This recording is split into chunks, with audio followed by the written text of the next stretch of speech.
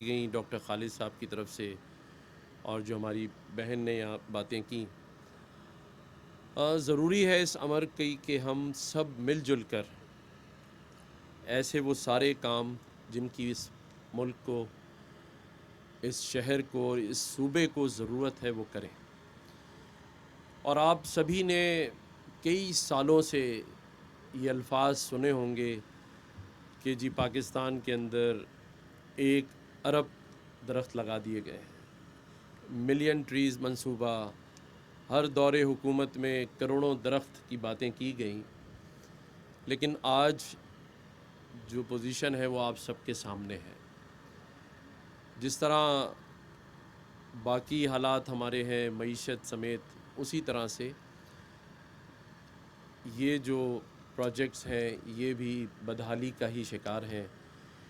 اور یہ بات بالکل سچ ہے کہ دنیا اس وقت کلائمیٹ چینج پہ بہت بڑا کام کر رہی ہے،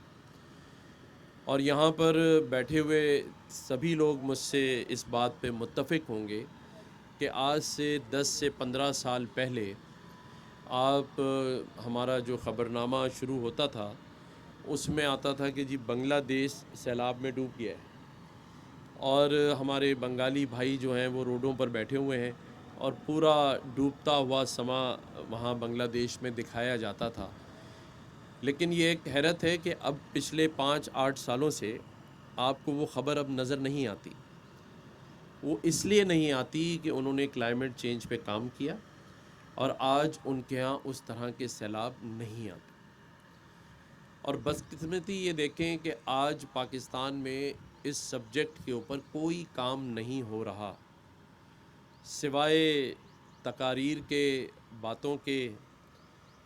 ہم تو اس حد تک آگے جا چکے ہیں کہ جسے ہم سمندری آب حیات کہتے ہیں، جو کہ بے زبان مچھلیاں اور باقی حیات جو سمندر کے اندر ہیں، اس میں بھی صبح صبح یا رات کو پورے کراچی کا جو فیکٹریز کا کہہ لیں، کارخانوں کا کہہ لیں اور گھروں کا کہہ لیں، وہ فضلہ بھی سمندر میں ڈال دیتے ہیں۔ اس سے قطع نظر کہ وہ مچھلیاں، وہ بے زبان جانور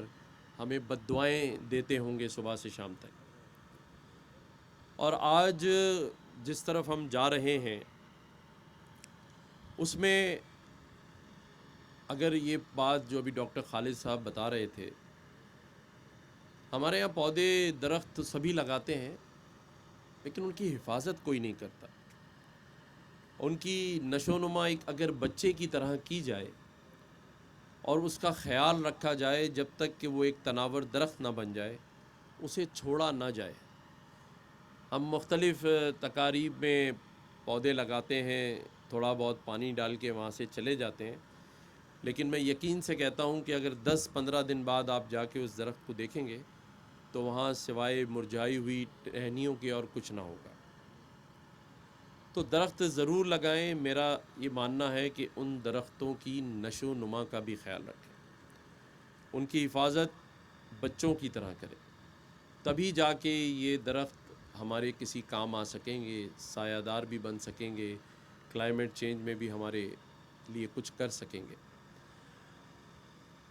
ابھی مجھے بتایا گیا کہ اس پارک میں 50,000 کے قریب آپ درخت لگائیں گے ڈی جی پارکس کے ساتھ مل کے،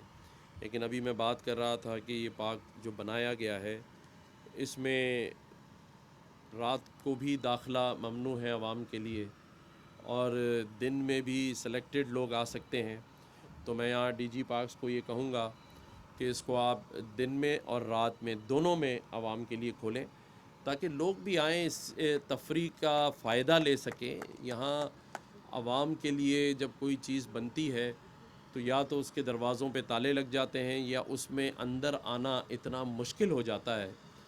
کہ وہ کسی کام کی نہیں رہتی۔ بات یہ